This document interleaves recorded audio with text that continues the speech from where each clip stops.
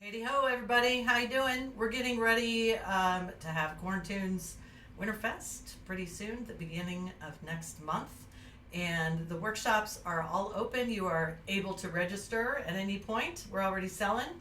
A couple of workshops I wanted to tell you about. The first one is Friday, Session 1, Level 3. It's Learn to Use a Lead Sheet with the Girl I Left Behind Me. So it's a traditional tune, pretty easy.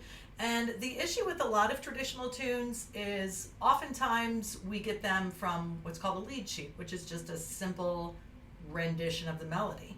But the lead sheet isn't meant to be sort of the landing place, it's meant to be the jumping place.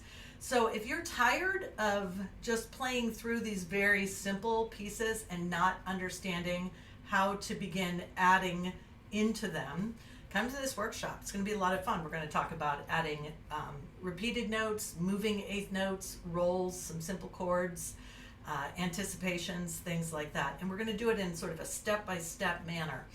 So it's going to be a lot of fun. That is, again, you learn to use a lead sheet on Friday, Session 1, Level 3.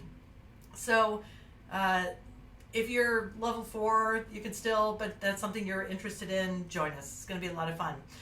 Friday Session 4, Level 4 is Learn the Funky and Fabulous Beaumont Rag. So this is a tune that's been in my repertoire since I was in early double digits, I think. It's been a while. And it's a really fun tune. And it was written in the early 1900s and is a tune that has sections that you can have a lot of fun with as far as adding some runs. So we're going to learn the tune first, which has that kind of classic rag language, the syncopation, the interesting ways the melody moves. And then in the second hour, we're going to look at those sections that we can improvise during. And we're going to look at how do we create these little runs with chromatics and syncopation. So that's a double session, Friday Session 4, so Level 4. That'll be big fun. Now, I record all of my workshops, all of them, so you can have the whole thing. You download it when you get it. You have a week to download it, and then it's yours forever.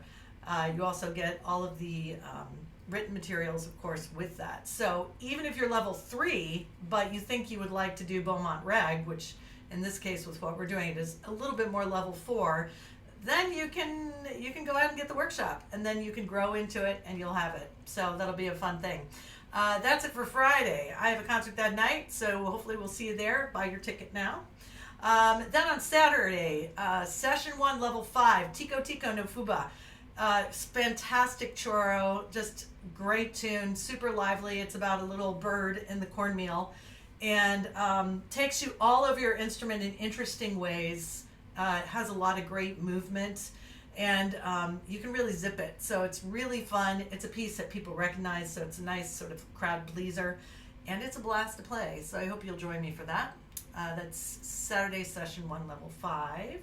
And then Saturday Session 3, Level 2, Novice. We're going to be looking at how do you figure out how to do crossings on your instrument. And this is an important concept because what we don't want to do is start doing like poor hammering. So basically like hammering gymnastics to get off the wall, basically. So you've gotten yourself in a corner and now you're just going to have to hammer something very uncomfortably to get away from it. So we'll talk about how do you figure out those crossings.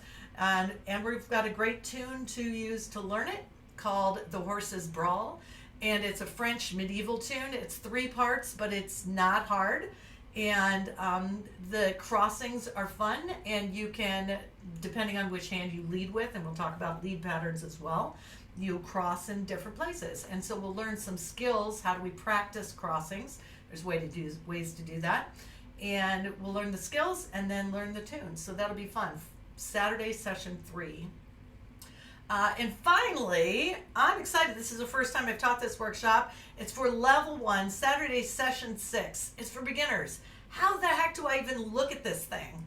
Now, I remember I guess I was about 10 or 12 when I saw my first double-bridged hammer dulcimer. I learned on a West Virginia single-bridge hammer dulcimer.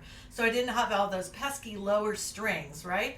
So I remember vividly, I was at Roscoe Village in Coshocton at their festival there, and I played a double bridge dulcimer for the first time. And let me tell you what, my eyes just about crossed.